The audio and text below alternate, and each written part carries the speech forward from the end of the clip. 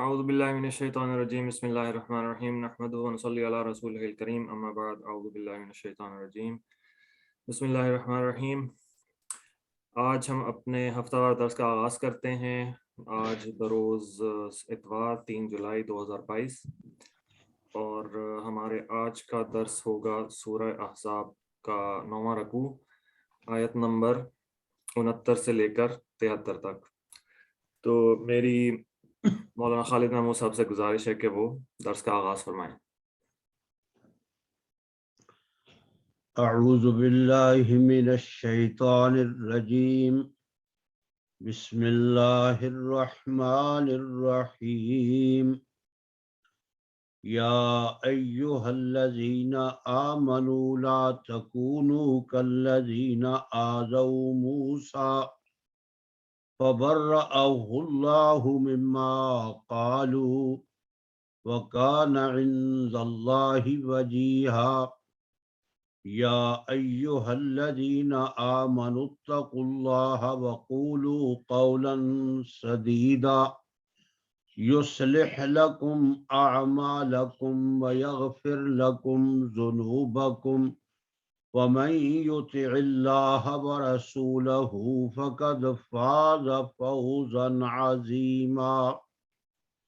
صدق اللہ العظیم وصدق رسولہ النبی الکریم۔ یا رب صل وسلم دائما ابدا ابدا ابدا علی حبیبک خیر الخلق کلہم۔ سبحانک لا علم لنا الا ما علمتنا انک انت العلیم الحکیم۔ محترم مکرم بھائیو، السلام علیکم ورحمۃ اللہ وبرکاتہ۔ یہ سورہ الاحزاب 22ویں پارے کی آیات ہیں اور سورہ الاحزاب کا آخری رکوع ہے، اور اس کا پہلا حصہ میں نے آپ کے سامنے تلاوت کیا ہے۔ اللہ رب العالمین ارشاد فرماتے ہیں، یا ایھا الذین آمنوا، اے وہ لوگو جو ایمان لائے ہو، لا تکونوا، نہ ہو جاؤ، کالذین، مثل ان لوگوں کے، آذوا موسیٰ، جنہوں نے جناب موسیٰ کو اذیت دی، فبرأہ اللہ، پس بری کر دیا ان کو اللہ تعالی نے، مما قالوا، اس چیز سے جو انہوں نے کہی، وکان عند اللہ وجیہا، اور وہ اللہ کے پاس بہت برگزیدہ پیغمبر تھے۔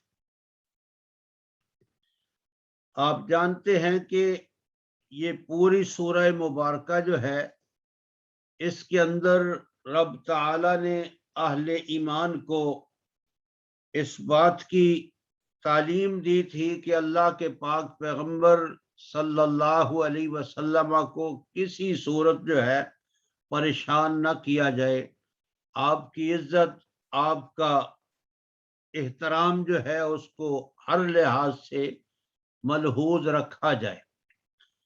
تو اس آج کی اس آیت کریمہ کے اندر بھی رب تعالی نے اسی بات کی تاکید کی ہے اہل ایمان کو۔ فرمایا، اے ایمان والو، تم ایسے نہ ہو جاؤ جس طرح وہ لوگ تھے جنہوں نے جناب موسیٰ علیہ السلام کو اذیت پہنچی۔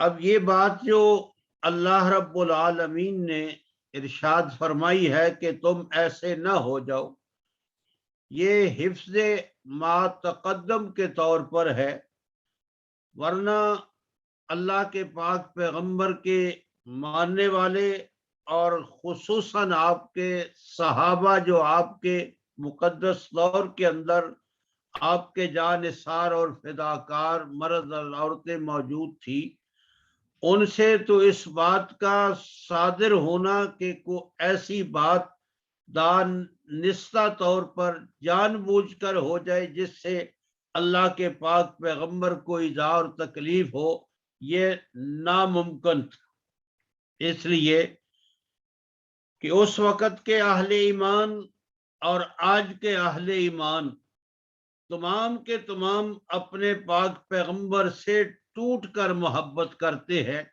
یعنی محبت کی آخری حدوں کو جو ہے ان کی محبت چھو رہی ہوتی ہے جب پاک پیغمبر صلی اللہ تعالی علیہ وسلم کی ذات گرامی کا معاملہ آتا ہے۔ یہ آپ نے انڈیا کے اندر ابھی ابھی یہ واقعہ تازہ ہے اور بلکہ ہو رہا ہے، ایک خاتون نے جب اللہ کے پاک پیغمبر کی شان اقدس میں گستاخی کی تو پوری دنیا کے اہل ایمان جو ہے عرب اور عجم جو ہے اس ایک گستاخی پہ جو ہے وہ کھڑے ہو گئے، اور خصوصاً انڈیا کے مسلمان جو وہاں کمزور بھی ہے اور پھر ایک طرح وہ گورنمنٹ کے بڑے ستائے ہوئے بھی ہیں، اور ان کے حقوق کے سلسلہ میں نہ کوئی قانون ہے، نہ کوئی ضابطہ ہے، نہ کوئی اخلاق ہے، جس کو چاہتے ہیں وہ پکڑ لیتے۔ اس کے باوجود پیغمبر کے عزت و وقار کے لیے پورا ملک، مرد عورتیں بوڑھے جوان جو ہے وہ سڑکوں پہ تھے، اور اگر ان نوجوانوں اور بچیوں کے جذبات ہم تو اس نیٹ کے ذریعے ہی ان کو جان سکتے ہیں، تو ان کے گھر گرائے گئے اور مختلف قسم کا تشدد کیا گیا، لیکن اگر ان کی گفتگو سنیں تو وہ یہی کہتے ہیں اس بات کی ہمیں کوئی پرواہ نہیں، پیغمبر کی ناموس کے لیے ہماری جان، ہمارا مال، سب کچھ جو ہے وہ قربان۔ اور یہاں یہ بات بھی میں آپ کی خدمت میں عرض کرنا چاہوں گا کہ جو سچا پیغمبر ہوتا ہے اس کے ماننے والوں کی یہی کیفیت ہوتی ہے، یعنی ان کے ہاں پیغمبر کا مقام اتنا نازک ہوتا ہے کہ اگر پیغمبر کی شان میں معمولی سی کہیں سے ان کو گستاخی اور پیغمبر کی شان میں کہیں سے کوئی ایسی بات جو پیغمبر کی شایان شان نہ ہو تو وہ بیچارے تڑپ اٹھتے ہیں، وہ پریشان ہو جاتے ہیں، اور ان کی طبیعتیں جو ہیں وہ اذیت ناک ہو جاتی۔ یہ سچے پیغمبر کی نشانی۔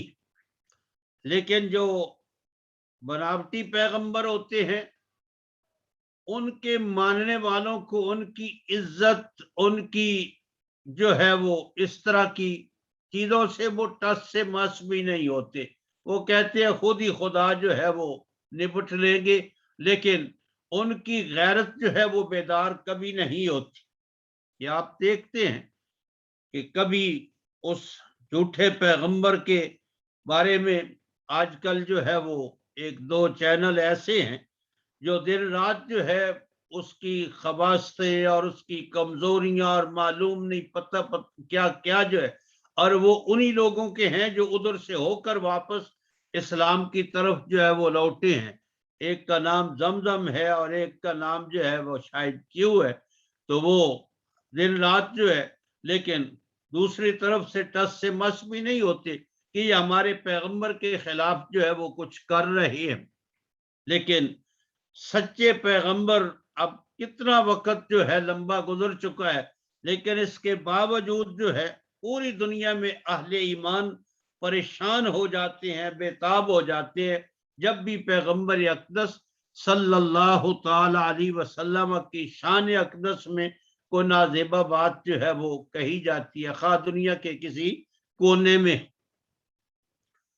تو اس لیے یہ جو رب تعالی نے اہل ایمان کو حکم دیا ہے کہ تم ایسے نہ ہو جانا جس طرح وہ لوگ جنہوں نے جناب موسیٰ کو اذیت پہنچائی تھی، یہ اہل ایمان سے دانستہ طور پر تو ناممکن ہے، بلکہ اس کا تصور بھی نہیں کیا جا سکتا، اور نادانستہ طور پہ جو ہے اس بات کا ہو جانا انسان جو ہے وہ نہ چاہتے ہوئے بھی کبھی کبھی، جس طرح ओहद के मैदान में आपने कुछ सहाबा को मुतय्यन किया और वो इज्तिहादी गलती की वजह से और उससे पाक पैगंबर को जो है कुछ तकलीफ पहुंची, लेकिन रब ताला ने फिर कुरान मजीद के अंदर जो है उन लोगों को माफ फरमा और माफी का ऐलान किया और अपने पाक पैगंबर से भी फरमाया कि आप भी इनको माफ करें, आप इनके लिए इस्तिगफार भी करें और आइंदा इनसे आप मशवरा भी जो है वो करते रहे जो है। लेकिन मुनाफिकीन जो है उनका मामला वो अलहदा है और खिताब जो है यहाँ अहले ईमान से है। मुनाफिकीन तो होते ही उन्हीं के साथ है और वो इस तरह की नाजेबा बातें उस वक्त भी कहते रहे, जिस तरह सैयदा ज़ैनब के निकाह के सिलसिला में भी कुछ लोगों ने बातें कही। उम्मुल मोमिनीन अम्मा आयशा सिद्दीक़ा रज़ी अल्लाह तआला अन्हा के बारे में भी मुनाफिकीन जो है वो तूफान बदतमीजी जो है वो खड़ा किया था। और इसी तरह और जो है वो बातें जो है वो दूसरी आयत में भी आता है कि मुनाफिकीन तो कहते रहे, लेकिन जो सच्चे और पक्के मोमिन थे उनसे ये बात जो है नामुमकिन थी कि वो कोई ऐसी बात करे, कोई ऐसी हरकत करे जिससे अल्लाह के पाक पैगंबर को अजियत और तकलीफ पहुंचे। इसलिए ये मैंने अर्ज किया है कि हिफ्ज़े मा तक़द्दम के तौर पे रब ताला आगाह कर रहे हैं, खबरदार कर रहे हैं। और फिर मसला भी यही है कि रब ताला ने सूरह हुजुरात के अंदर इस बात का जिक्र फरमाया है कि अगर पैगंबर की शान अक़दस में को किसी से गुस्ताखी तो मुमकिन है उसके अमाल को ज़ाया कर दिया जाए, बर्बाद कर दिया जाए और उसको इल्म तक और उसको शऊर तक जो है इस बात का ना हो। यहाँ तक कि रब ताला ने हुक्म दिया कि पाक पैगंबर के सामने अपनी आवाज को भी पस्त रखो और बुलंद न करो जो है। ये आदाब मुख्तलिफ सूरतों में अल्लाह ताला ने अपने पाक पैगंबर के अहले ईमान को सिखलाए हैं और तालीम की है। इसलिए अहले ईमान से ये नामुमकिन था कि जानबूझकर वो ऐसी को हरकत करें जिससे पाक पैगंबर को अजियत और तकलीफ हो। रब ताला ने हिफ्ज़े मा तक़द्दम के तौर पे फिर भी उनको हुक्म दे दिया कि तुम ऐसा न हो जाना जिस तरह जनाब मूसा अलैहिस्सलातु वस्सलाम के दौर के लोग थे, जिन्होंने जनाब मूसा अलैहिस्सलातु वस्सलाम को अजियत दी और फिर अल्लाह ताला ने उनको बरी फरमा दी। ये जनाब मूसा अलैहिस्सलातु वस्सलाम को जो अजियत वाली, तकलीफ वाली, परेशान करने वाली जो बात है, इसके बारे में बुखारी शरीफ के अंदर किताबुत तफसीर है और किताबुल अंबिया है, ये बाब है। इनके अंदर जो है एक हदीस आती है सैयदना अबू हुरैरा रज़ी अल्लाह तआला अन्हु, और ये हदीस मरफू हदीस है। मरफू हदीस का मतलब ये होता है कि सहाबी को ऐसी बात कहे जिस बात का मालूम होना बगैर वही इलाही के और बगैर पैगंबर के बताने के किसी को मालूम न हो सके, और वो बात, वो वाकया कोई सहाबी बयान करता है तो फिर उसको कहते हैं ये हदीस मरफू है। समझा जाता है कि ये जरूर बिजरूर सहाबी ने अल्लाह के रसूल से ही बात जो है वो सुनी होगी, वरना अल्लाह के रसूल की जाते गिरामी के बताए बगैर या अल्लाह के बताए बगैर जो है किसी और के इल्म में आने वाली ये चीज नहीं थी। और वो सहाबी बात करते हैं लेकिन पैगंबर की तरफ निस्बत नहीं कर, यानी पैगंबर से मुत्तसिल वो बात नहीं होती। इसको मरफू हदीस, तो ये एक मरफू हदीस है जो बुखारी शरीफ के अंदर किताबुल अंबिया और किताबुत तफसीर के अंदर जो है वो जिक्र हुई। यहाँ बतौर तमहीद के ये बुखारी शरीफ के अंदर जो हदीस है, ये वाक्य अर्ज करने से पहले एक बात मैं समझने के लिए आपकी खिदमत में अर्ज कर दूं। जो लोग दरिया और नहरों के किनारे में रहने वाले हैं, वो इस बात को अच्छी तरह जानते और समझते हैं। आजकल तो हालात काफी तब्दील हो चुके हैं। लोगों ने अपने घरों में जो है वो पानी का इंतजाम भी कर रखा है, टॉयलेट भी, बाथ भी, गुस्ल का इंतजाम भी, और ये कपड़े जो है धोने धाने का सारा कुछ जो है तकरीबन जो है हर बस्ती में ये जो है हो चुका है। लेकिन इससे कुछ अरसा पहले जब ये घरों में इंतजाम नहीं था, ना बात थे, ना घरों में पानी लाने का कोई इंतजाम था, वाटर सप्लाई जो है इसका भी कोई इंतजाम नहीं था, तो अक्सर व पेशतर लोग जो है वो नहर और दरियाओं के किनारे पे जो है वो गुस्ल भी करते थे, कपड़े भी धोते थे, और फिर वहां जो है ये तो देखा ये गया है कि वहां लोग फिर पर्दे का एहतराम नहीं करते थे। एक तरफ खवातीन बैठकर जो है वो दरिया के किनारे होती तो जरा मर्दों से दूर थी, लेकिन खुले आम जो है वो गुस्ल भी कर रही होती थी, कपड़े भी धो रही होती थी। इसी तरह मर्द जो है वो इकट्ठे नहा भी रहे होते थे, और फिर अगर दरिया को पार करना है तो इकट्ठे जो है वो लिबास उतार कर जो है वो पार भी कर रहे होते थे। आज के दौर में तो ये बात जरा अचंबा मालूम होती है, लेकिन इससे कुछ अरसा पहले जो है यही हाल लोगों का था। मैंने खुद जो है ये देखा है। तो जब जनाब मूसा अलैहिस्सलातु वस्सलाम का दौर था तो वहां भी करीब वो दरियाए नील था, जिसका जिक्र पहले सूरा कसस में भी गुजरा है।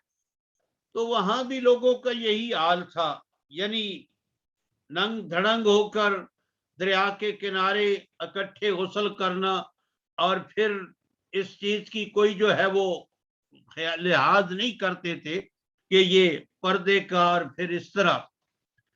तो अल्लाह के पाक पैगंबर, हर पैगंबर जो है वो आला दर्जे का हयादार होता है, और वो अपना सतर जो है वो किसी के सामने नहीं खोलते पैगंबर। तो जनाब मूसा अलैहिस्सलातु वस्सलाम दूर दराज जाकर जो है पर्दे के अंदर गुस्ल फरमाते, और हर पैगंबर कज़ाए हाजत के लिए भी इसी तरह पर्दे का खास जो है वो एहतमाम करते हैं। तो जब कौम ने देखा कि सारी कौम तो ये इकट्ठे ही नहाते हैं, इकट्ठे ही लिबास उतारते हैं, और फिर ये सारा मामला चलता है, लेकिन जनाब मूसा अलैहिस्सलातु वस्सलाम खास तौर पे इसका एहतमाम करते हैं कि मुझे कोई न देख ले कि मैं बेलिबास हूं, और दूर दराज जाकर जो है वो गुस्ल फरमाते हैं। तो उन्होंने ये प्रोपोगंडा शुरू कर दिया कि हो सकता है कि जनाब मूसा अलैहिस्सलातु वस्सलाम को कोई बीमारी हो, और कोई ऐसा मर्ज हो जिस्म के ऊपर ये बरस के दाग हो, जो लोगों के सामने जाहिर नहीं करना चाहते, छुपाना चाहते हैं। तो जब ये प्रोपोगंडा उनका आम हुआ, तो मैं ये बुखारी शरीफ की हदीस की बात, किताब तफसीर और किताबुल अंबिया, इनके दोनों बाबों के अंदर ये हदीस मौजूद है।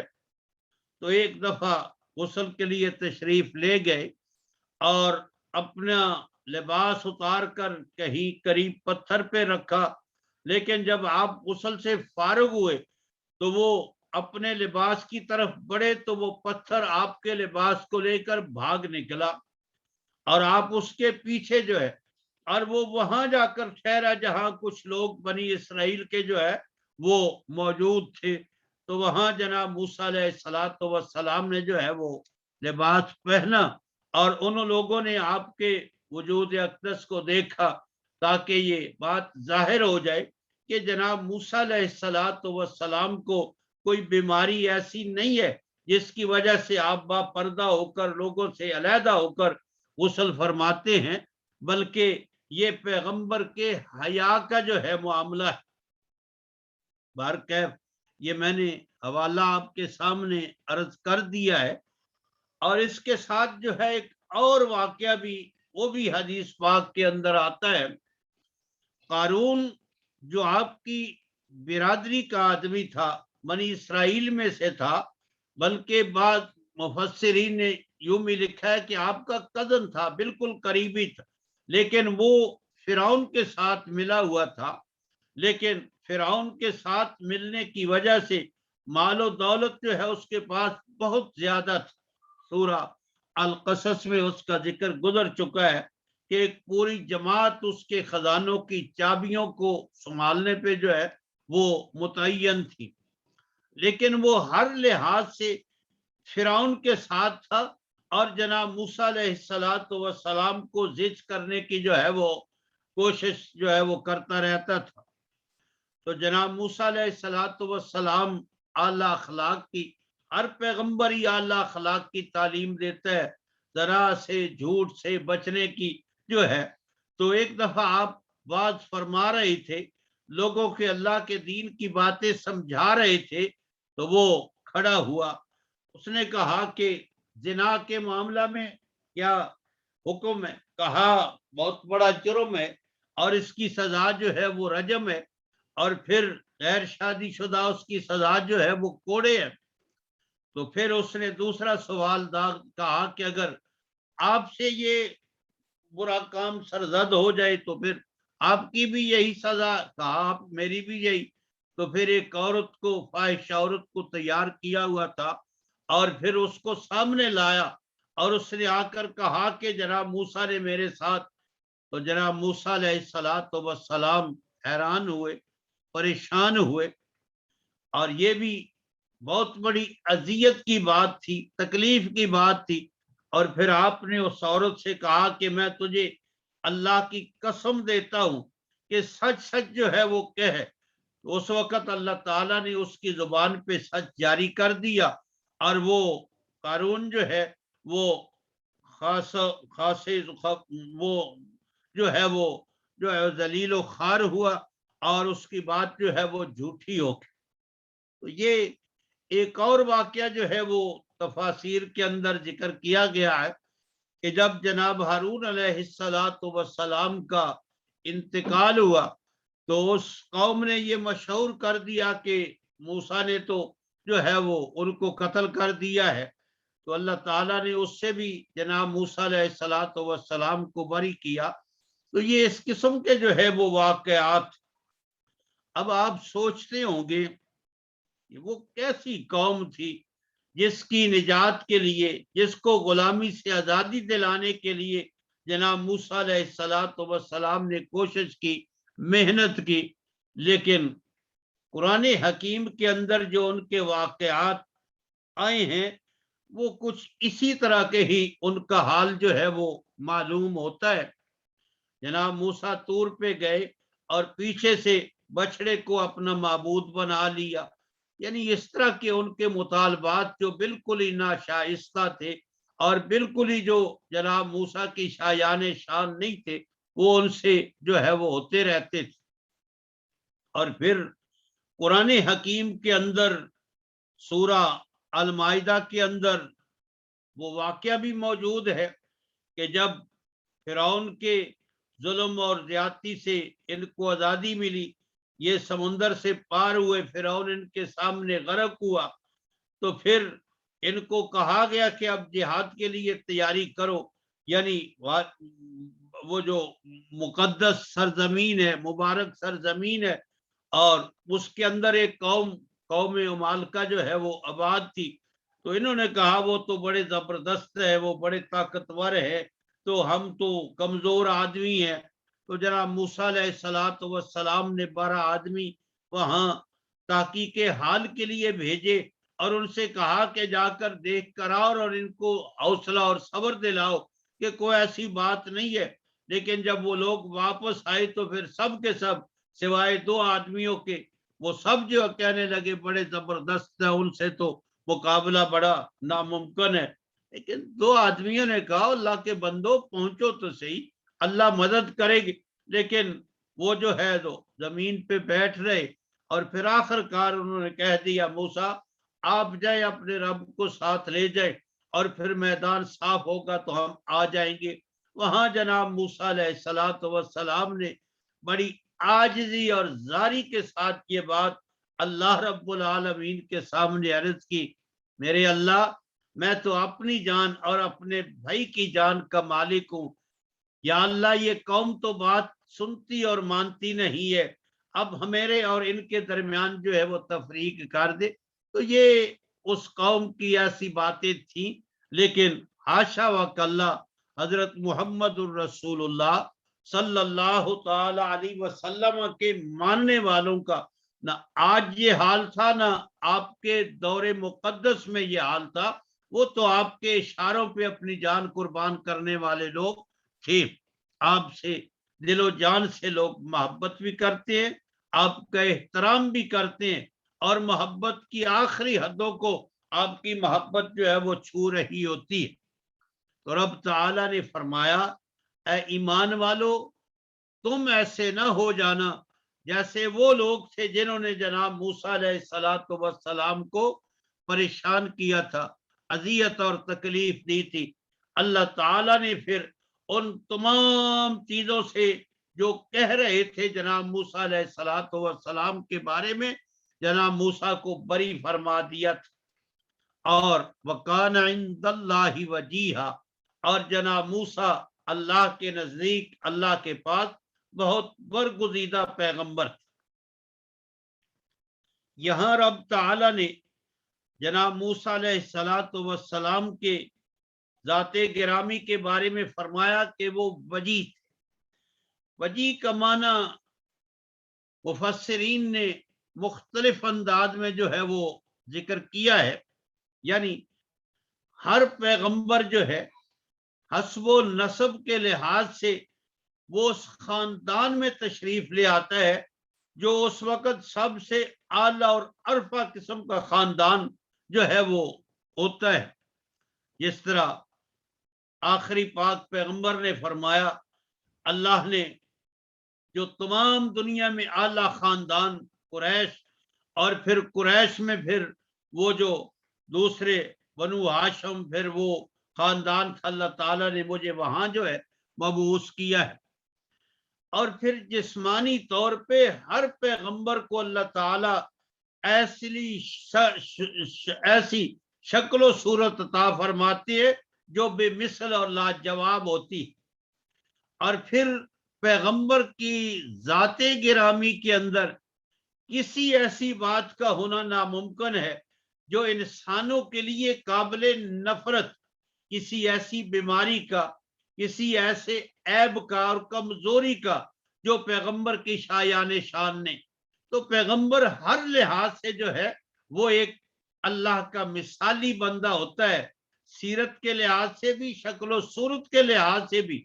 اور پھر پیغمبر کی ذات تمام ان عیوب سے مبرہ ہوتی ہے جو انسانوں کی نگاہوں میں جو ہے وہ قابل نفرت ہوتے ہیں۔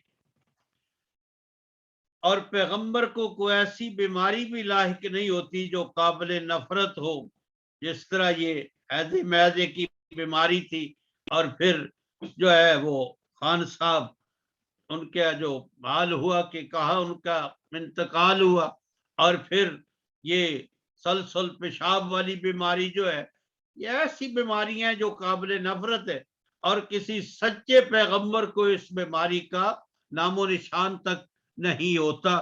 اس لیے کہ پیغمبر کی ذات گرامی کے اندر تو رب تعالی محبوبیت کا عنصر جو ہے وہ رکھ دیتے ہیں، اور جو بھی قریب آتا ہے وہ پیغمبر سے محبت کرتا ہے، پیار کرتا ہے۔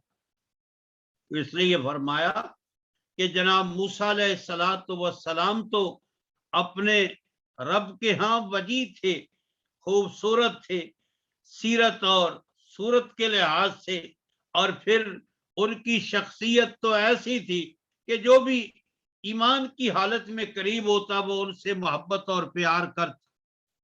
اور ہر پیغمبر حسب و نسب کے لحاظ سے بھی پیغمبر اعلیٰ اور عرفہ ہوتا ہے۔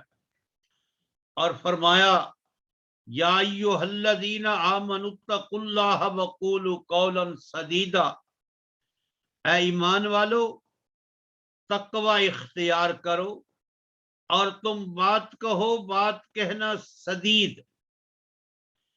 یہ سدید کا بھی تعلق پہلے والی آیت سے ہے، یعنی کوئی ایسی بات نہ کہو جو پیغمبر کی شایان شان نہ ہو. لیکن یہاں رب تعالی نے قول صادق نہیں فرمایا، قول صواب نہیں فرمایا، قول سدید فرمایا. اس لیے مفسرین نے لکھا ہے کہ قول سدید جو ہے وہ اس بات کو کہتے ہیں جس کے اندر جھوٹ کا شائبہ تک نہ ہو، یعنی وہ بات بالکل حقیقت پر مبنی ہو، اس کو کہتے ہیں قول سدید. اور پھر فرمایا قول سدید وہ بات ہوتی ہے جس کے اندر جو ہے وہ سختی نہ ہو، نرمی ہو، جس کے اندر پیار اور محبت کی آمیزش جو ہے وہ ملی ہوئی ہو. اور پھر رب تعالی نے فرمایا کہ قول سدید وہ بات ہوتی ہے جو ٹھیک ہو اور جس کے اندر خطا کا، غلطی کا شائبہ تک جو ہے وہ موجود نہ ہو. اور پھر قول سدید وہ بات ہوتی ہے جو صواب ہو، جس کے اندر مذاق اور ٹھٹھے کی کوئی بات جو ہے وہ قریب بھی نہ ہو، بالکل صحیح اور سیدھی بات جو ہے اس کو کہتے ہیں قول سدید. تو فرمایا اہل ایمان کی یہ شایان شان ہے کہ ان کی بات جو ہے وہ قول سدید ہوتی ہے، نہ ہی وہ سخت ہوتی ہے، نہ ہی اس کے اندر مذاق کا پہلو ہوتا ہے، اور نہ ہی جو ہے وہ کوئی ایسی کہ جو دوگلی قسم کی بات، واضح طور پہ بات اور پھر وہ بات سچی ہوتی. اور اس سے پہلے رب تعالی نے فرمایا اے ایمان والو تقوی اختیار کرو. یہ تقوی جو ہے نا یہ عربی زبان کا لفظ ہے، لیکن بعض الفاظ جو عربی لغت کے ہیں وہ ہماری زبان میں آ کر ان کا معنی بالکل تبدیل ہو جاتا ہے، اور ان کو دوسری زبان جو پنجابی اور اردو زبان ہے اس میں ہم اس مفہوم میں لیتے ہی نہیں ہے جو اس کا اصلی مفہوم ہوتا ہے. مثال کے طور پہ عربی زبان میں مکر کا لفظ ہے. اب مکر کا جو لفظ ہے عربی زبان میں اس کا معنی ہوتا ہے مکرا اے دبرا، یعنی کسی معاملے کی تدبیر کرنا، کسی معاملے کے بارے میں سوچ و بچار، غور و فکر کرنا، کوئی منصوبہ بنانا جو ہے خواہ اچھا ہو خواہ برا ہو. دبرا خفیہ تدبیر کر، جس طرح وہ مکر و مکر اللہ، انہوں نے بھی تدبیر کی اور اللہ تعالی نے ان کی تدبیر کے مقابلہ میں تدبیر کی، یعنی پاک پیغمبر کو بچانے. لیکن ہماری پنجابی زبان میں، اردو زبان میں جو آدمی گیا گزرا ہو، چلاک ہو، دھوکے باز ہو، تو ہم کہتے ہیں یہ بڑا بھائی مکار آدمی ہے. حالانکہ عربی لغت میں مکر کا معنی تدبیر کرنا ہوتا ہے، یہ ہیر پھیر والی بات اس میں نہیں ہوتی. اسی طرح تقوی کا معنی ہم عام طور پہ کرتے ہیں پرہیزگار. یہ پرہیزگار جو ہے یہ فارسی کا لفظ ہے، یہ عربی کا لفظ نہیں ہے. اور پھر فارسی کا لفظ بھی جب ہماری زبان میں آتا ہے تو پھر اس کا معنی بالکل اس کا مصداق تبدیل ہو جاتا ہے. مثال کے طور پہ ایک آدمی حلال کمانے والا ہے اور لوگوں سے حسن سلوک کرنے والا ہے، لوگوں کی خدمت کرنے والا ہے، اور پھر نماز روزے کا پابند ہے، اور اس کے اندر یہ ساری اچھی صفات موجود ہیں، لیکن وہ کسی قبر کے ساتھ اس کی نسبت نہیں ہے، کسی گدی کے ساتھ اس کی نسبت نہیں ہے، تو کوئی معاشرے میں اس کو یہ نہیں سمجھتا کہ یہ آدمی بھی پرہیزگار ہے، یہ متقی ہے. اس کو یہی سمجھتے ہیں بس نمازی آدمی ہے، اچھا آدمی ہے. لیکن ایک آدمی کسی سفید قبر پہ بیٹھ جائے اور دنیا جہان کا وہ لفنگا آدمی ہو، ہر قسم کی خرابیاں اس کے اندر موجود ہوں. جس طرح آئے دن ہم سنتے رہتے ہیں جی, اور پھر جب وہ خرابی کرتے ہیں تو پھر کہتے ہیں یہ جعلی پیر تھا جی, یہ جعلی آدمی بنا ہوا تھا. بھائی پہلے سے سوچنا تھا کہ یہ نہ نماز ہے نہ روزہ ہے اور نہ ہی اس کے اندر کوئی اور انسانوں والی بات ہے, تو پھر اس کے قریب جو ہے اور پھر اپنی عزتیں اس کے سامنے کیوں ہم نے جو ہے وہ پیش کی ہیں, اور جب عزت لٹ جاتی ہے تو پھر کہتے ہیں جی یہ جعلی تھا. لیکن میرے بھائیوں, اگر آج کے اس دور میں وہ جو اللہ کے نیکوکار بندے تھے ان کی عزت و عظمت کو سلام ہے اور ان کی وقار کو سلام, ان کے وقار کو سلام ہے, لیکن ان کے بعد جو لوگ بیٹھ گئے اور وہ کچھ بھی نہیں ہے, جاہل قسم کے ہیں, انہوں نے کتے شکاری اور پھر اس قسم کے جو ہے لوگ ان کو سمجھتے ہیں جی یہ بڑے پونچے ہوئے ہیں, پھر ان کے ہاتھ بھی چومتے ہیں, مال بھی لوٹاتے ہیں, عزتیں بھی برباد کرتے ہیں. تو یہ ہمارے یہاں پرہیزگاری اور تقوی کا معیار بن چکا ہے. حالانکہ تقوی کا یہ معیار نہیں ہے. تقوی کا معنی ہوتا ہے اللہ کی ہر نافرمانی سے اپنے آپ کو بچانا اور اللہ کے جو بھی احکام ہے ان کی تعمیل کرنا, ان کی پیروی کرنا, ان پہ عمل کرنا جو ہے یہ وقار یقین سے ہے. تو تقوی کا معنی تو جس طرح جناب رسول اللہ صلی اللہ تعالی علیہ وسلم نے فرمایا کہ جو تاجر کاروبار کرتا ہے امانت داری کے ساتھ, سچائی کے ساتھ, دیانت کے ساتھ, وہ تو معاشر میں انبیاء اور صلحاء کے ساتھ اس کو اٹھایا جائے گا. حالانکہ وہ اچھا تاجر ہے, اس کو ہم یہ نہیں کہتے کہ یہ بھی متقی ہے, کہتے بس اچھا کام کرنے والا ہے. اور اسی طرح ذمہ دار ہے جو کسی کا حق نہیں مارتا, کسی کی آڑیاں جو ہے وہ نہیں اکھیڑتا, اور اپنی حق حلال کی محنت کر کے جو ہے, تو اللہ کے پاک پیغمبر صلی اللہ تعالی علیہ وسلم نے فرمایا کہ اس کی کمائی سے جتنے جانور یعنی پرند چرند کیڑیاں تک جو کھاتی ہیں وہ سب اس کے لیے صدقہ ہے. اب اتنا صدقہ خیرات کرنے والا یہ جو گدی پہ بیٹھا ہوا یہ کیسے ہو سکتا ہے؟ اس کے لیے تو ناممکن ہے.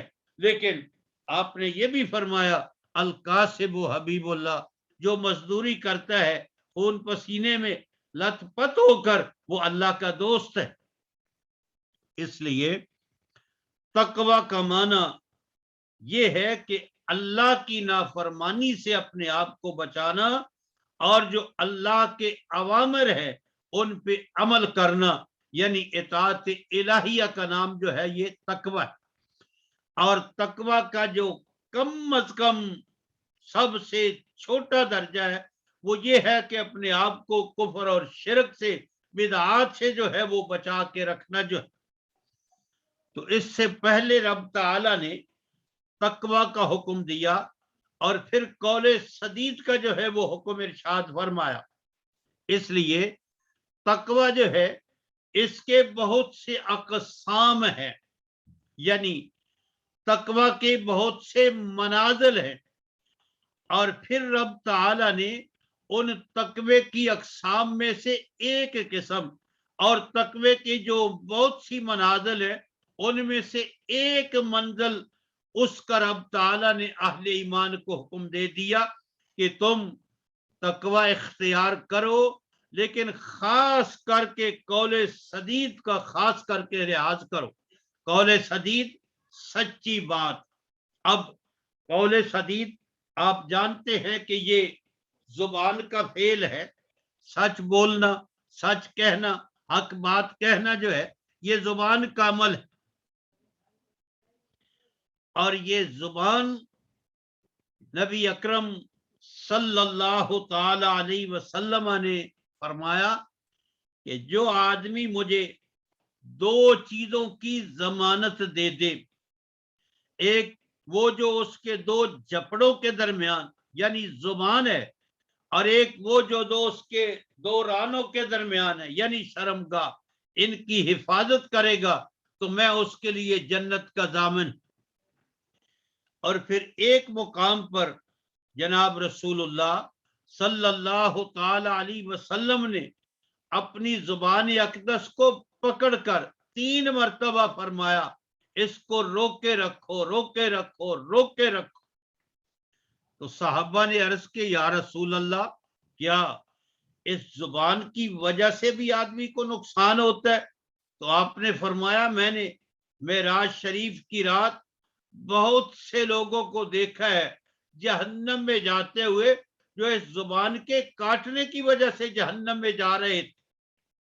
اس لیے تقوی اس کی ایک اعلیٰ قسم جو ہے زبان کی حفاظت وہ قول سدید کی صورت میں رب تعالیٰ نے اپنے بندوں کے سامنے رکھی کہ زبان کی حفاظت کرو تو پھر انشاءاللہ تقوی کی تمام منازل تمہارے لیے طے کرنا آسان ہو جائے گا. ویسے وہ حدیث آپ نے سنی ہوگی مطالعہ کیا ہوگا. ایک نوجوان جناب رسول اللہ صلی اللہ تعالی علیہ وسلم کی خدمت اقدس میں حاضر ہوا. عرض کیا اللہ کے رسول میں ایمان تو لانا چاہتا ہوں لیکن کچھ ایسی غلطیاں ہیں جن کو میں چھوڑ نہیں سکتا.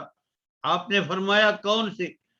تو اس نے کہا اللہ کے رسول میں شراب نہیں چھوڑ سکتا, میں زنا نہیں چھوڑ سکتا, میں یہ چیز نہیں چھوڑ سکتا. تو آپ سنتے رہے. آپ نے فرمایا اچھا صرف تم ایک کام کرو دوسرا جو کچھ مرضی ہے کرتے رہو. یا رسول اللہ وہ کون سا کام؟ فرمایا سچ بولو, جھوٹ کبھی نہیں بولنا, سچ ہی بولنا ہے. اب یہ بات عہد کر کے جب چلا گیا تو شراب پینے کا وقت آیا, گلاس ہاتھ میں لیا تو خیال آیا کہ اللہ کے پاک پیغمبر کی خدمت اقدس میں جب جاؤں گا تو آپ پوچھیں گے تو پھر کیا سچ ہی بتانا ہوگا نا, تو پھر کتنی شرمندگی کی بات ہوگی کہ میں نے شراب پی ہے, میں نے یہ کام کیا ہے. تو اس نے اس ایک بات کی وجہ سے تمام گناہوں کو چھوڑ دیا. اس لیے سچ قول سدید جو ہے اگر یہ انسان کو حاصل ہو جائے تو پھر تقوی کی تمام منازل کا طے کرنا اس کے لیے سہل اور آسان ہو جاتا ہے. جس طرح جناب رسول اللہ صلی اللہ تعالی علیہ وسلم نے فرمایا الکذب یہلک والصدق ینجی, نجات سچائی ہمیشہ انسان کو کامیابی اور نجات دلاتی ہے اور جھوٹ جو ہے انسان کو ہمیشہ ہلاک اور برباد ہی جو ہے وہ کرتا ہے. اس لیے آپ نے یہ بھی فرمایا کہ مومن آپ ایسا بھی ایسا بھی ایسا بھی, آخر میں آپ نے فرمایا مومن جھوٹا کبھی نہیں ہو سکتا, مومن وہی ہے جو ہمیشہ سچ ہی بولتا ہے. تو جب وہ سچ بولنے کی اپنے اندر عادت ڈال دے گا اور پھر سچ بولتے بولتے ایک مقام ایسا آئے گا کہ وہ صدیقین میں شمار ہو جائے گا, تو یہی وہ تقوی کو حاصل کرنے کی بہترین چیز رب تعالیٰ نے اپنے بندوں کو بتلا دی ہے کہ زبان پہ کنٹرول کرو اور ہمیشہ قول سدید جو حق اور سچ بات ہو, خواہ اپنے خلاف ہو, اپنے گھر والوں کے خلاف ہو, برادری کے خلاف ہو, کسی غریب اور امیر کے خلاف, لیکن بات ہمیشہ جو ہے تم سچی کا ہاں کرو تو پھر تقوی کی تمام منزلیں آسان ہو جائیں. اور رب تعالیٰ نے قرآن مجید کے اندر اپنے بندوں کے ساتھ یہ معاملہ اپنی رحمت سے فرمایا ہے کہ جب کوئی اللہ اپنے بندوں کو حکم دیتے ہیں نا, اس حکم کو آسان بنانے کے لیے رب تعالیٰ اپنے بندوں کو نسخہ بھی عطا کر دیتے. جس طرح یہاں پہلے تقوی کا حکم دیا اور پھر قول سدید کی بات بتا دی کہ چلو تقوی تمہارے لیے بظاہر تمام اوامر پہ عمل کرنا, تمام نواہی سے اپنے آپ کو روک کر رکھنا, بظاہر یہ مشکل ترین چیز نظر آتی ہے, لیکن چلو تم اس میں سے زبان پہ کنٹرول کر لو, سچ کہنا, سچ بولنا شروع کر دو, تو دوسری چیزیں خود بخود آہستہ آہستہ تمہیں حاصل ہو جائیں گی.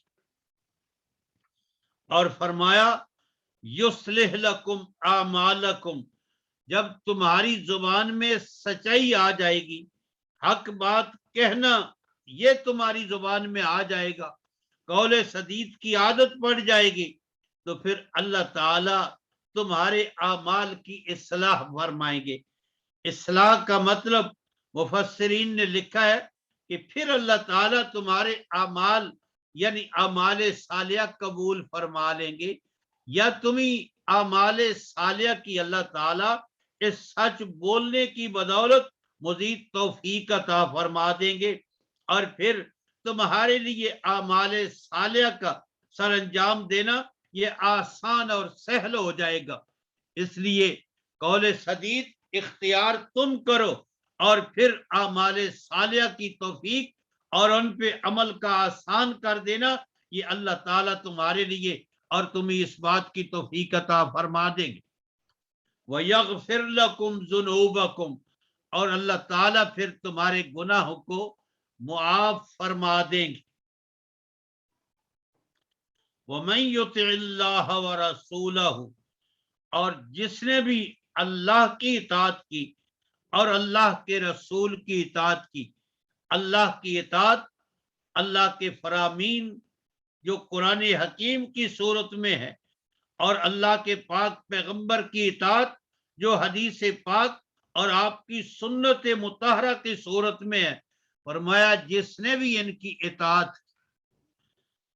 میرے بھائیوں, قرآن حکیم کے اندر اللہ اور اللہ کے رسول کے حکم ماننے کے لیے جو لفظ آئے ہیں وہ دو ہے, ایک ہے اطاعت کا اور ایک ہے اتباع کا. اطاعت کہتے ہیں کہ اللہ اور اللہ کے رسول کے ان فرامین کا ماننا اور ان پہ عمل کرنا. ماننا تو سب کو ہے, عمل ان پہ کرنا جن کا حکم دیا گیا ہے کہ یہ کرو اور یہ نہ کرو.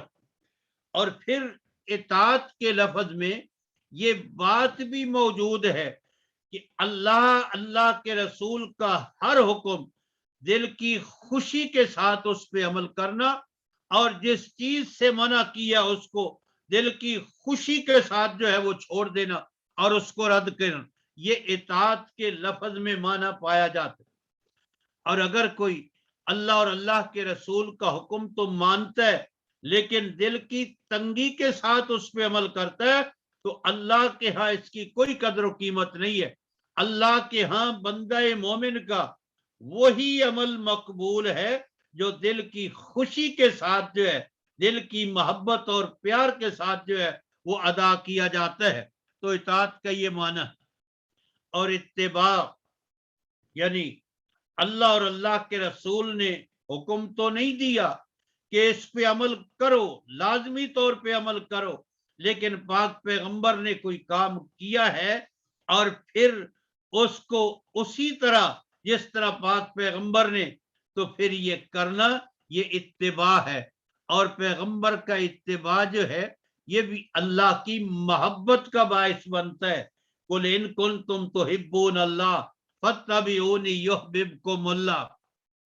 جس طرح وہ مشہور واقعات ہے کہ حضرت علی جا رہے تھے, ذرا جھک گئے, کسی نے کہا حضرت علی رضی اللہ آپ جھکے کیوں ہیں؟ فرمایا ایک دفعہ میں اللہ کے رسول کے ساتھ یہاں سے گزر رہا تھا, یہاں ایک جو ہے وہ درخت تھا اور اس کی ٹہنیاں جھکی ہوئی تھی, تو اللہ کے رسول نے اپنے آپ کو بچانے کے لیے ان ٹہنیوں سے اپنے آپ کو ذرا جھکایا تھا. آج وہ درخت تو نہیں ہے لیکن مجھے اللہ کے رسول کا جھکنا یاد آ گیا, تو اس اتباع میں میں نے اپنے آپ کو جو ہے وہ جھکا دیا ہے. تو اللہ کے پاک پیغمبر کا شان اور مقام یہ ہے کہ جن چیزوں کا آپ نے حکم نہیں دیا لیکن آپ کی ذات گرامی سے سرزد ہوئی ہیں, جو یہ فطرتی عادات ہیں, جو ان پہ بھی عمل کرتا ہے اس کو بھی اللہ کی محبت نصیب ہو جاتی ہے.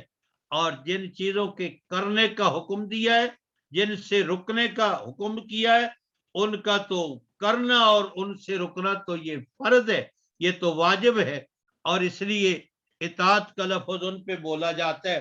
تو فرمایا جو بھی اللہ اور اللہ کے رسول کی اطاعت کرے گا فقد فاز فوزا عظیما، یقیناً اس کو وہ کامیابی حاصل ہوگی جو سب سے بڑی کامیابی، یعنی کامیابی کا دار و مدار وہ اللہ اور اللہ کے رسول کی اطاعت میں ہے، قول سدید میں ہے، اعمال صالحہ کی توفیق کے ملنے پہ ہے، اور پیغمبر کی عزت و احترام کرنے میں ہے، اور ہر اس چیز سے بچنے میں ہے جس سے پیغمبر کو اذیت ہوتی۔ تو یہ ان آیات کا مختصراً جو میرے ذہن میں خاکہ تھا میں نے آپ بھائیوں کے سامنے عرض کر دیا ہے، اور یہ آگے والی آیت ذرا مشکل تھی اس لیے میں نے اس کو چھوڑ دیا ہے کہ ذرا تفصیل کے ساتھ اس پہ انشاءاللہ آئندہ زندگی رہی تو پھر گفتگو کریں گے۔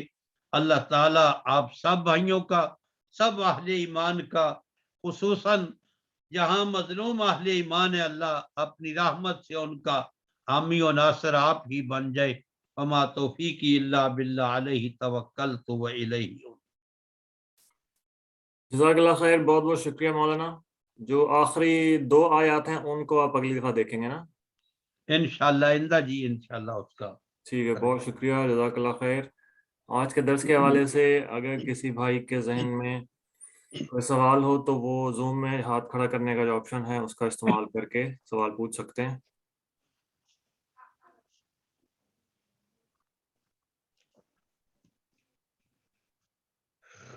جی اقبال صاحب۔ جی السلام علیکم مولانا صاحب۔ وعلیکم السلام اقبال بھائی۔ جی یہ اتباع اور اطاعت کے حوالے سے کافی عرصہ پہلے اس پہ یعنی کہ تھوڑی سی گفتگو ہوئی تھی، جی لیکن اپنی کلیریفیکیشن کے لیے یعنی کہ میں آپ سے پوچھنا چاہ رہا ہوں کہ اتباع اور اطاعت، یعنی کہ مجھے جو سمجھ آئی ہے وہ یہ آئی ہے کہ اطاعت کے اندر تو جو سارے احکامات ہیں جن کا یعنی کہ نہ کرنے سے یا تو آدمی جہنم میں جا سکتا ہے یا جنت میں جا سکتا ہے، یعنی کہ اجر و ثواب ہے یا اس کا گناہ ہے۔ جی ہاں، اور اتباع کے اندر ایک پہلو اطاعت کا ہے اور ایک پہلو آپ کی عادات کا ہے۔ اختیار کہہ لیں جی۔ جی جی، وہ یعنی کہ وہ اطاعت کا پہلو تو اس کے اندر تو جو یعنی کہ اطاعت ہی کا جو ایک حصہ ہے وہ اتباع کے اندر ہے، وہ تو لازم و ملزوم، وہ تو اسی طرح سے جس طرح سے یعنی کہ آپ نے اللہ کی اطاعت کی۔ جی ہاں جی ہاں۔ اور دوسرا آپ کی عادات کا، آپ کے یعنی کہ کچھ ذاتی افعال ہیں جو آپ عادات، تو ان کے اندر اگر آدمی اس کو اختیار نہیں کرتے، ایک تو ہے کہ وہ اتباع فرض کے اندر وہ والی نہیں ہے، بلکہ اگر آپ کریں تو آپ کی محبت، جس طرح سے آپ نے بتایا کہ اللہ کی محبت آپ کے اس کو نزدیک پہنچتے ہیں آپ، لیکن وہ لازمی قرار نہیں دیا گیا کہ ان کو آپ نے مست کرنا، نہ کرنے سے آپ کو گناہ ہوگا۔ صحیح ہے، ایسے ہی ہے، ٹھیک۔ جی ہاں بالکل جی جزاک اللہ۔ جی ریاض صاحب آپ کا سوال ہے؟ جی ریاض بھائی اپنا مائک آن کر لیں۔ السلام علیکم ورحمۃ اللہ مولانا محترم۔ وعلیکم السلام ورحمۃ اللہ۔ مولانا جیسا کہ آپ نے وہ انڈیا کے میں جو خواتین ہیں جو حرمت رسول پہ گستاخی اس نے کی ہے، تمام اہل ایمان کا پوری دنیا میں دل دکھا ہے، تو میرا اس سلسلے میں یہ سوال ہے کہ وہ تو انڈیا میں تو اپنی استطاعت کے سے بڑھ کر بھی وہ اپنا احتجاج ریکارڈ کرا رہے ہیں، یا ان پہ جو اپنے ظلم اور ستم جو ہے نا وہ سہ رہے ہیں۔ ہم یہاں یورپ میں رہتے ہیں تو یقیناً تکلیف اور دکھ تو ہمیں بھی ہے اور ہونا بھی چاہیے۔ تو ان سلسلے میں یہاں کے قانون کے مطابق جو ہے یہ اظہار رائے ہے انسان کی اپنی، اس میں یہ لے لیتے ہیں، تو اس میں تھوڑا سی رہنمائی فرما دیں تاکہ اس میں صحیح قرآن اور سنت کے مطابق جو ہے نا اپنا اظہار رائے اللہ کے نبی کے ساتھ آدمی کر سکے. دیکھیے جی، پہلے بھی جب کوئی ایسا معاملہ ہوا تو اہل ایمان نے احتجاج کیا، احتجاج ہی کر سکتے ہیں. آج بھی وہ انڈیا کے معاملے میں جو ہے وہ انڈیا ایمبیسی لندن جو ہے وہاں احتجاج اہل ایمان کر رہے ہیں. میں نے بھی جانا تھا لیکن میں آج اس درد کی وجہ سے پھر رک گیا. یہاں سے ایک کوچ جو ہے وہ گئی ہے احتجاج کے لیے جو ہے، یعنی یہی ممکن ہے ہمارے لیے جو کر رہے ہیں. تو باقی پیغمبر کی جو محبت ہے اس کی وجہ سے کڑن تو ہر اہل ایمان کے دل میں جو ہے وہ موجود ہے. احتجاج ہی ہو سکتا ہے. اور پہلے جب یہ ہوا تھا ڈنمارک میں تو اس وقت جو ہے خرم مراد مرحوم کی ایک چھوٹی سی کتاب ہے سیرت پہ، وہ ہزاروں کی تعداد میں ہم نے جو ہے وہ تقسیم کی تھی ان غیر مسلم میں، اس کا بڑا فائدہ ہوا تھا. یہ بھی ایک انداز ہو سکتا ہے کہ پیغمبر کی سیرت جو ہے وہ جس طرح آج کل بعض ہندو جو ہے وہ بھی پیغمبر کی سیرت کی بات بڑی خوبصورت جو ہے وہ کر رہے ہیں. تو اس طرح بھی ہو سکتا ہے کہ پیغمبر کی تعریف اور پیغمبر پہ درود اور سیرت کی بات کی جائے جو ممکن ہے. جی مولانا محترم، اس سے یہ بھی پھر سوال پیدا ہوتا ہے جو یہاں کے مراکز ہیں یا مساجد ہیں یا تنظیمیں اسلامی تنظیمیں ہیں، یقیناً ان کا بھی دل تو دکھتا ہے، تو ان پہ یہ احتجاج واجب کے زمرے میں آتا ہے یا اس میں بس ایسے ہی نہیں واجب، دیکھیے جی واجب فرض جو ہے وہ تو پیغمبر کے دور میں دین کامل مکمل ہو چکا ہے. واجب فرائض کا جو ہے یہ واجب اس میں نہیں ہوتا، یہ فرض کفایہ ہی سمجھ لیں جو ہے وہ. کچھ لوگ گئے ہیں تو سب کی طرف سے جو ہے یہ احتجاج ہی ریکارڈ کرانا ہے کہ ہم تمام اہل ایمان کو اس کا دکھ ہوا ہے. ٹھیک ہے مولانا محترم، بہت بہت شکریہ جی. جی بہت شکریہ مولانا. میرے 5 سوالات ہیں. جی میں نے کہا کہ پہلے باقی لوگوں کو موقع دے دیا جائے. جی فرمائیں جی. بالکل. سب سے پہلے تو یہی جو گستاخی رسول صلی اللہ علیہ وسلم کے بارے میں، جی اس سے پہلے کہ میں اپنا اصل سوال کروں، ایک ضمنی سوال کرنا چاہوں گا کہ کیا نبی کے جس دور میں ایک نبی مبعوث ہوتا ہے، جی کیا اس دور میں نبی کے متوازی طور پر کوئی اور ولی بھی ایسا ہوتا ہے کہ جو نبی سے زیادہ بڑھ کر جس کو علم ہو یا جس کا تقوی نبی سے زیادہ ہو؟ دیکھیے جی میرے بھائی، ولی وہی ہوتا ہے جو نبی کا پیروکار ہوتا ہے. اس لیے کہ کوئی ولی ایسا ہو سکتا ہی نہیں ہے کہ جو نبی سے بڑھ کر ہو، نبی ہی سب سے بڑھ کر ہوتا ہے. ٹھیک ہے، یعنی کہ اپنے جس دور میں نبی مبعوث ہوتا ہے اس دور کا سب سے بڑا ولی بھی نبی ہی ہوتا ہے. سب سے یعنی ولایت جو ہے وہ تو نبی کی جوتیوں کے خاک تک بھی نہیں نا جی پہنچتی، یوں ہی سمجھ لیں. صحیح ہے. نبوت وہ مقام ہے جو اللہ تعالیٰ اپنی رحمت سے عطا فرماتے ہیں. ولایت جو ہے وہ کوئی ایسی چیز نہیں ہے کہ جو اللہ کی طرف سے جو ہے یہ جو لوگوں نے بنایا ہوا ہے نا کہ اللہ نے اس کو ایسے بنایا ایسا بنایا. اللہ تعالیٰ نے ہر انسان کے لیے راستہ کھولا اپنے نبی کے ذریعہ سے کہ جو بھی اس پہ عمل کرے وہ اللہ کا ولی بن سکتا ہے جی. لیکن نبوت وہ خاص اللہ تعالیٰ اپنی رحمت سے چنتے ہیں تو پھر نبوت کسی کو عطا کرتے ہیں جی. کسی ولی کے تو تصور بھی نہیں ہم کر سکتے کہ وہ پیغمبر کے کسی لحاظ سے برابری کا. ٹھیک ہے، بہت شکریہ. میں اپنے اصلی سوال کی طرف آتا ہوں کہ جیسا آپ نے فرمایا کہ ولی کسی بھی حوالے سے ان کے قریب نہیں جا سکتے، تو ابھی کچھ دنوں پہلے ایک عالم ہیں، ان کا نام میں نہیں لوں گا، تو انہوں نے ایک واقعہ سنایا حضرت موسیٰ علیہ السلام کا کہ اللہ تعالیٰ نے ان کو حکم دیا کہ تم فلاں بندے کے پاس جاؤ، وہ تمہیں ایک چیز بتائے گا.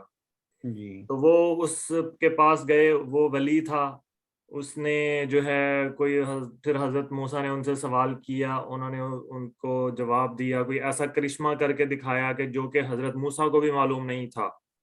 جی تو اس سے پھر حضرت موسیٰ کو کوئی سبق حاصل ہوا, تو اللہ تعالیٰ نے, تو انہوں نے پھر اللہ تعالیٰ سے پوچھا کہ جو ہے اس کا کیا مطلب ہے. انہوں نے کہا کہ میں نے اپنے جو برگزیدہ بندہ تھا اس کے ذریعے بس تمہیں میں نے ایک سبق سکھانا تھا.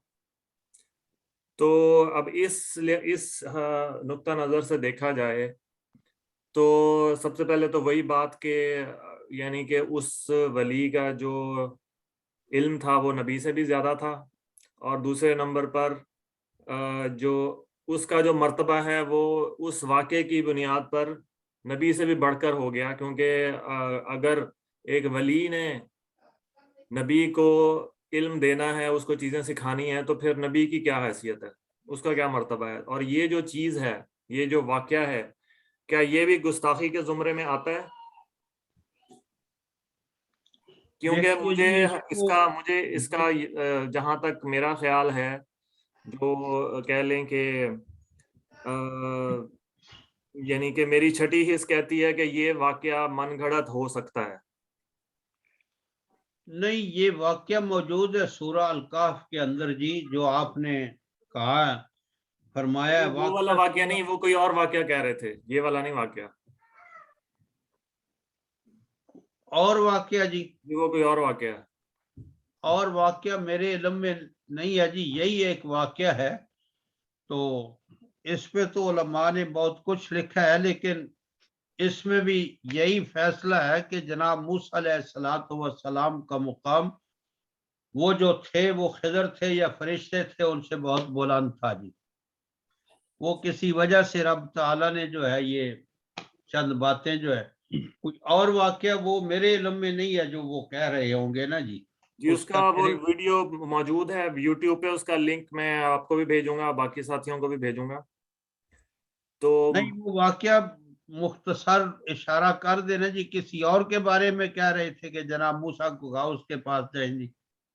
جی اسی طرح کا مجھے پوری طرح یاد نہیں ہے, بس اس کا تھوڑا سا ہلکا سا جو ہے نا ذہن میں ہے, وہ میں دوبارہ دیکھوں گا, وہ آپ کو بھی پھر انشاءاللہ بتا دوں نہیں, گا. آپ اس کو ذرا سمجھ لینا جی, اگر یہی سورہ کہف والا واقعہ ہے تو پھر اس پہ تو تفصیل کے ساتھ بات ہو سکتی. یہ تو قرآن مجید کے اندر جو ہے نا وہ جی وہ موجود. قرآن مجید والا واقعہ تو بالکل واضح ہے, وہ واقعہ کوئی اور ہے, وہ یہ والا نہیں ہے. اچھا چلو دیکھ لیں, پھر آئندہ انشاءاللہ اس پہ بات کر لیں گے. ٹھیک ہے. اور اس میں اب جو گستاخی رسول کی بات چل رہی ہے, تو اس میں یہ بھی براہ کرم واضح فرما دیں کہ یہ جو قانون بنایا گیا ہے ہمارے ہاں یا ہمارے پوری مسلم امہ میں, یہ جو ایک پائی جاتی ہے چیز گستاخی رسول کی, تو یہ گستاخی صرف رسول اللہ سے منسوب ہے یا تمام انبیاء سے منسوب ہے؟ کون سی جی؟ کہ رسول کی گستاخی جو ہے وہ قابل مذمت ہے, اور اس پر قتل ہونا, اس پر یعنی واجب القتل ہے, اور اس قسم کے جو بھی بنائی گئی ہیں چیزیں. تو یہ سب انبیاء, دیکھیے جی, ایک اللہ کے رسول کا انکار سب رسولوں کا انکار ہے. ایک اللہ کے رسول کی توہین سب رسولوں کی توہین ہے جی. اس لیے کہ رسول کی ذات سے کوئی دشمنی کرتا, بلکہ اس پروگرام سے لوگ دشمنی کرتے ہیں جو رسول لائے ہیں, اور وہ سب پیغمبر ایک ہی پروگرام جو ہے نا جی وہ لائے ہیں جی. ٹھیک ہے, یعنی کہ اگر کسی اور رسول کی گستاخی ہوتی ہے, حضرت عیسیٰ کی, حضرت موسیٰ کی یا دوسرے انبیاء کی, تو مسلمانوں کو ان کے لیے بھی اسی طریقے سے آواز اٹھانی چاہیے جیسے بالکل رسول اللہ صلی اللہ بالکل علیہ وسلم. بالکل, اور مسلمان آواز اٹھاتے ہیں. خود جناب رسول اللہ علیہ وسلم نے جو ہے وہ اس بات کا حکم دیا اپنی امت کو کہ میرا تقابل کسی رسول کے ساتھ ایسا نہ کرو کہ اس رسول کی شان گھٹیا نظر آئے اور میری شان اس کے مقابلے میں جو ہے وہ بڑھ کے, کیونکہ رسالت اور نبوت کا نازک مسئلہ ہے جی. ہر مسلمان کو ہر پیغمبر کی عزت ہو ناموس کے لیے اسی طرح اس کو پریشانی ہونی چاہیے جس طرح آخری پاک پیغمبر کی ناموس کے لیے ہونی چاہیے. ٹھیک ہے, جزاک اللہ, بہت شکریہ. اب دوسرا سوال ہے میرا, آپ نے فرمایا کہ کوئی بھی نبی ایسا نہیں ہوتا کہ جو جس میں کوئی نقص ہو یا اس کو کوئی بیماری ہو، اللہ تعالیٰ اس کو ہر قسم کی جو ہے ان نقائص سے پاک رکھتے ہیں. جی تو اس میں 2 انبیاء کا میرے ذہن میں آتا ہے، ایک حضرت ایوب علیہ السلام اور دوسرا حضرت موسیٰ علیہ السلام بذات خود، کیونکہ ان کے بارے میں بھی قرآن میں ذکر ہے، اشارہ ملتا ہے کہ ان کی زبان میں لکنت تھی. تو اس کے بارے میں فرمائیے گا. دیکھیے جی، یہ لکنت جو ہے نا جی، یہ مشہور ہے عوام کے ہاں، لیکن علماء محققین اور خصوصاً مولانا نے اس بات پہ خوب لکھا ہے. فرماتے ہیں کہ جو اللہ تعالیٰ نے جناب موسیٰ علیہ السلام کی تقریریں قرآن مجید میں ذکر کی ہیں، وہ نہایت ہی فصیح اور بلیغ ہیں. سمجھ میں آئی؟ اس لیے جناب موسیٰ علیہ السلام کی زبان میں کوئی لکنت نہیں تھی، بلکہ پیغمبر کی شایان شان سے جو ہے یہ چیز مطابقت ہی نہیں رکھتی کہ اللہ تعالیٰ نے ایک ہستی کو قوم کی ہدایت کے لیے، قوم کو سمجھانے کے لیے، اور اس کی زبان میں جو ہے وہ لکنت موجود ہو. یہ سب جو ہے بنی بنائی باتیں ہیں، لکنت نہیں. اس اور بارے میں دوسری مولانا بات جی، معذرت چاہتا ہوں، آپ کی بات کاٹ رہا ہوں. ایک قرآن کی آیت بھی ہے جس میں فرعون کا قول ہے، جس میں فرعون نے یہ کہا ہے کہ اس کو تو صحیح طرح بولنا بھی نہیں آتا. جی فرعون کا وہ قول ہے، لیکن وہ قول جو ہے نا، یہ وہ سامنے رکھ کر جو مفسرین نے اس کا معنی اور تفسیر کیا نا جی، وہ یہ نہیں ہے. وہ تو فرعون کا قول ہے نا جی، اللہ کا قول تو نہیں ہے نا، یا جناب موسیٰ کا قول تو نہیں ہے نا جی. فرعون تو شاعر بھی کہتا تھا، مجنون بھی کہتا تھا، اور بھی پتہ نہیں کیا کیا کچھ کہتا تھا جی. وہ تو یہ ایسی باتیں کرتا تھا. باقی جناب موسیٰ علیہ السلام کے جو ارشادات فرمودات قرآن مجید میں رب تعالیٰ نے ذکر کی ہے، وہ نہایت ہی فصیح اور بلیغ ہیں. اس میں کوئی ایسی بات جو ہے وہ لکنت والی نہیں ہے. اور وہ جو قصہ اور کہانی بنا ہوا ہے کہ وہ انگارہ تھا اور پھر وہ موتی تھا اور پھر جناب موسیٰ، وہ بھی ایسا ہی ہے. اس لیے ایسی بات نہیں ہے جی. تو اس پہ جو ہے وہ بات جو ہے وہ انشاءاللہ وہ کر لیں گے. میں اس کو دیکھ لوں گا، میں آئندہ وضاحت کر دوں گا کہ اس کا کیا مطلب ہے جو فرعون کا قول ہے اس کا جی، یا جناب موسیٰ کی جو دعا ہے اس کا کیا جو ہے وہ قول ہے، وہ دیکھ لیں. باقی جو آپ نے سیدنا ایوب علیہ السلام کا ذکر کیا ہے، ان کو بیماری تھی، اس میں کوئی شک نہیں ہے، لیکن کوئی ایسی بیماری نہیں تھی جو قابل نفرت. اب کسی کو بخار ہونا یہ ایک عام سی بیماری ہے، سر کا درد ہونا عام سی بیماری ہے، لیکن وہ ایسی بیماری نہیں تھی کہ جس سے جو ہے وہ لوگ گھن کرتے ہوں یا نفرت کرتے ہوں اور پھر قریب نہ آتے ہوں. جس طرح یہ کوڑ کی بیماری ہے یا اس طرح کچھ اور جو ہے وہ بیماریاں ہیں، یہ فالج کا ہو جانا اور جسم کا جو ہے وہ بگڑ جانا، ٹیڑھا ہو جانا، کوئی ایسی بیماری نہیں تھی. تو ان کو بیماری تھی کیا؟ کون سی بیماری تھی؟ دیکھیے جن چیزوں کا اللہ تعالیٰ نے ذکر نہیں نہ جی کیا، اب ان کے پیچھے اگر کوئی انسان پڑتا ہے تو وہ غلطی کر سکتا ہے. یہی محققین مفسرین فرماتے ہیں جس کو اللہ تعالیٰ نے مبہم رکھا ہے تم بھی اس کو مبہم ہی رہنے دو. لیکن ان کو بیماری تھی، انہوں نے اللہ سے دعا کی، اللہ تعالیٰ نے اس بیماری کو دور فرما دیا ہے. لیکن یہ جو لوگوں نے قصے کہانیاں بنائے ہوئے ہیں، ان کے جسم میں جو کیڑے پڑ گئے، یہ سب ایسے جھوٹ موٹ ہے، اس کی کوئی حقیقت نہیں ہے. ٹھیک ہے جی. کیونکہ یہ بھی کہا جاتا ہے کہ وہ پتہ نہیں 40 سال تک اس بیماری میں، پتہ نہیں کتنے سال تک وہ مبتلا رہے. یہ بھی غلط ہے. یہ مدت بھی نہ حدیث میں ہے جی، نہ قرآن کے اندر ہے. یہ مدت بھی اس کا ذکر موجود نہیں ہے جی. جی ٹھیک ہے، بہت شکریہ، جزاک اللہ خیر.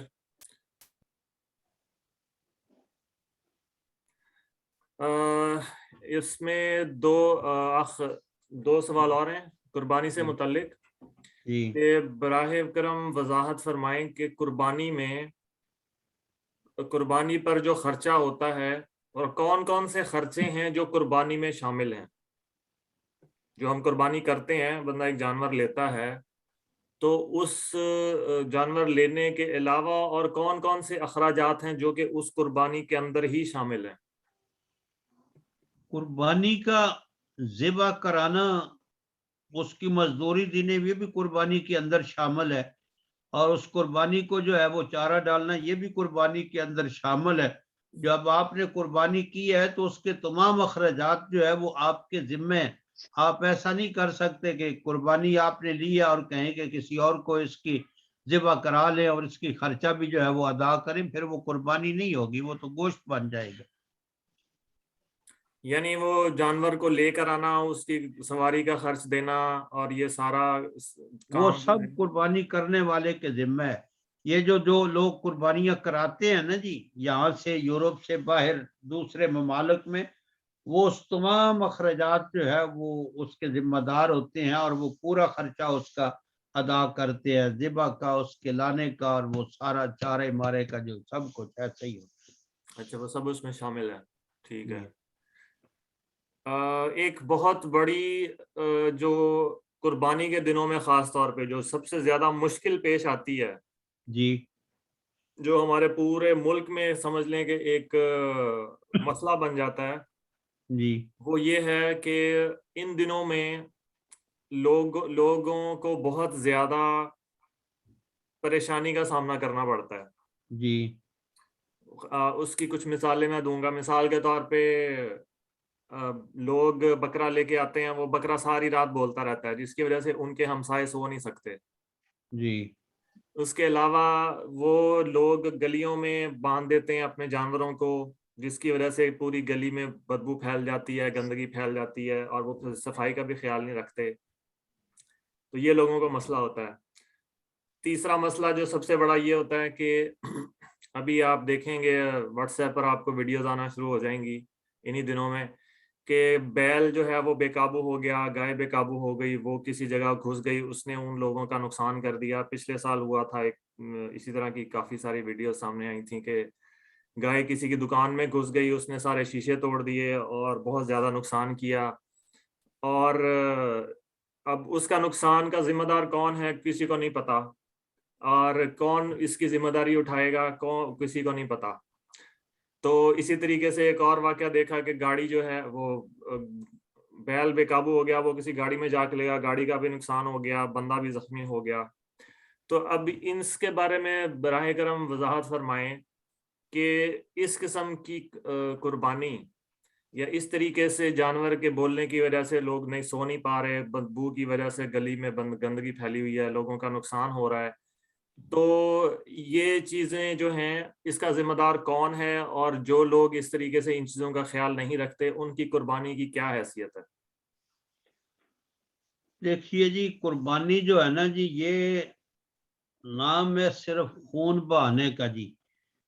باقی جو آپ نے چیزیں ذکر کی ہیں جی، یہ سب انتظامی امور ہیں جی۔ یہ قربانی کرنے والوں کو جو ہے خود اس کا جو ہے وہ خیال رکھنا چاہیے۔ باقی قربانی کے علاوہ بھی ایکسیڈنٹ ہوتے رہتے ہیں جی، لوگوں کو نقصان ہوتا ہے، لیکن کوئی ایسا واقعہ میرے علم میں تو نہیں ہے کہ بکرا جو ہے وہ بولتا رہا ہو اور پھر لوگوں نے گھروں میں باندھے ہوئے بکرے جی۔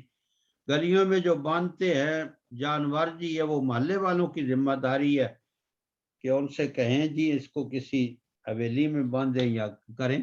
یہ کوئی ایسے مسئلے کی بات نہیں ہے جی، قربانی میں اس کا کوئی فرق نہیں پڑتا جی، یہ انتظامی امور ہے سارے۔ اس سے یہ جو بکرا بولنے والا تو واقعہ خود ہمارے ساتھ ہو چکا ہے پاکستان میں، کہ وہ ہمارے ہمسائے بکرا لائے تھے اور وہ 3 دن تک جو ہے وہ آس پاس کے 2-3 جو قریبی گھر تھے وہ ان کو بہت مسئلہ ہوا تھا، کیونکہ وہ ساری رات وہ بولتا رہتا تھا، تو اس کی وجہ سے کافی پریشانی ہوتی تھی۔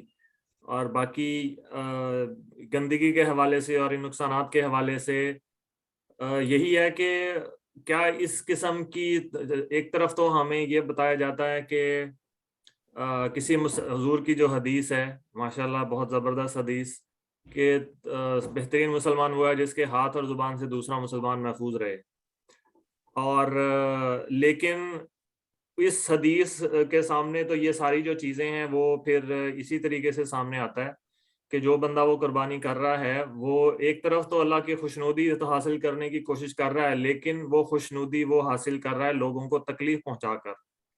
تو دیکھیے جی، میں نے عرض کیا ہے یہ مسئلے کی بات نہیں ہے جس پہ قربانی واجب ہے، لیکن وہ تو محلے والے اس کو کہہ سکتے ہیں بھائی اس گلی میں نہ باندھو، وہ پولیس کے ہاں شکایت بھی کر سکتے ہیں اس سے ہمیں تکلیف ہے، وہ انتظام کو کر لے گا اس کا جی.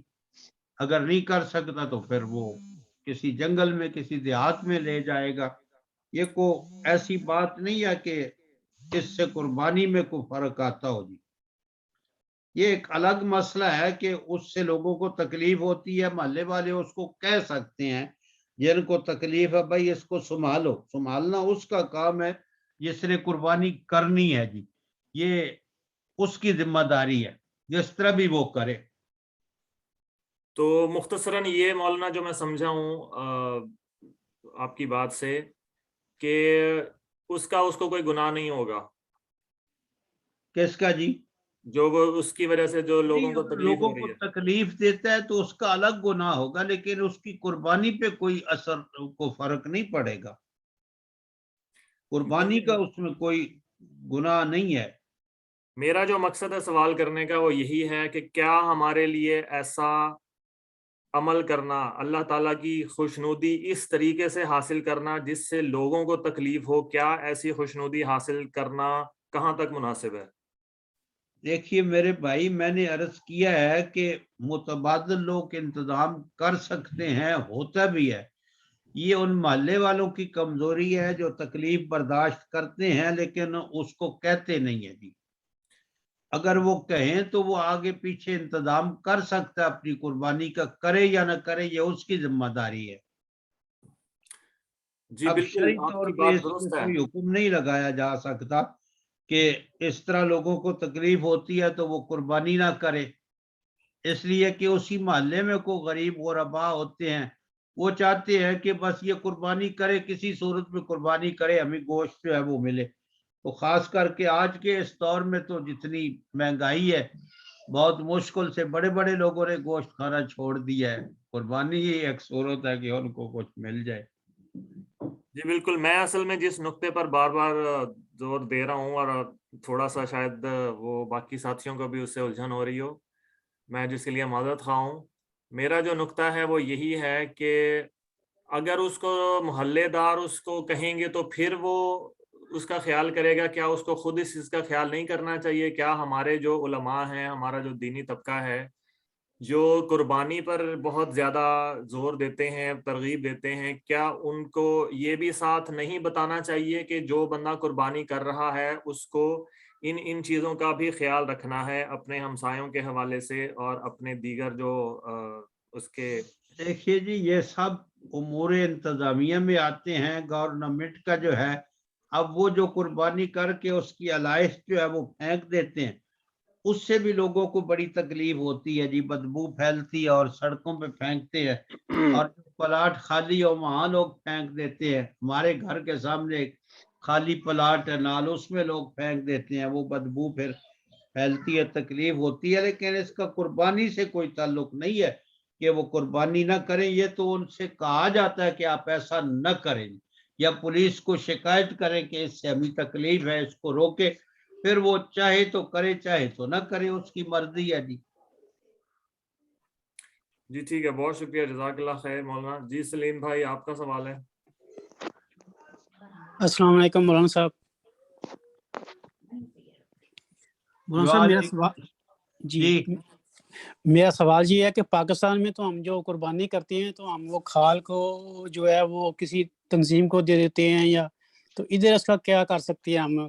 چلیں کھال تو وہ شناخت رائے رکھ لیتی ہے اگر خود قربانی کرتے ہیں، جو سری ہے اس کا ہم کیا کر سکتے ہیں؟ سری جو ہے اس کو بھی صدقہ خیرات ہی کرنا چاہیے یا گھر استعمال کرنا چاہیے جی. کیونکہ وہ تو کہتے ہیں اگر آپ لے لیں گے تو ٹھیک ہے، اگر نہیں لیں گے تو ہم ان کو ضائع کر دیں گے. جی کوئی حرج نہیں ہے، اس میں کوئی گناہ تو نہیں ہے ہمیں؟ مقصد خون بہانا، آپ نے خون بہا دیا جی، آپ کی قربانی ہو گئی. جی ٹھیک ہے، جزاکم اللہ. ٹھیک ہے، یعنی کہ یہاں جو لوگ قربانی کرواتے ہیں وہ کافی ساری چیزیں یہاں پر وہ نہیں ان کو دی جاتی، تو وہ اگر ضائع بھی ہو جاتی ہیں تو اس سے کوئی مسئلہ نہیں ہے. جی نہیں، کوئی مسئلہ نہیں ہے. جی ٹھیک ہے، بہت شکریہ، جزاک اللہ خیر. مزید اور کوئی سوال نہیں ہے میرے خیال سے، کسی کا ہاتھ نظر نہیں آ رہا. تو ہم مولانا خالد محمود صاحب کا بہت شکریہ ادا کرتے ہیں کہ انہوں نے ہمارے لیے وقت نکالا. جزاک اللہ، شکریہ. سے دعا ہے کہ جو کہا سنا ہو اس کو قبول فرمائیں. جزاک اللہ خیر مولانا، بہت بہت شکریہ. شکریہ جناب.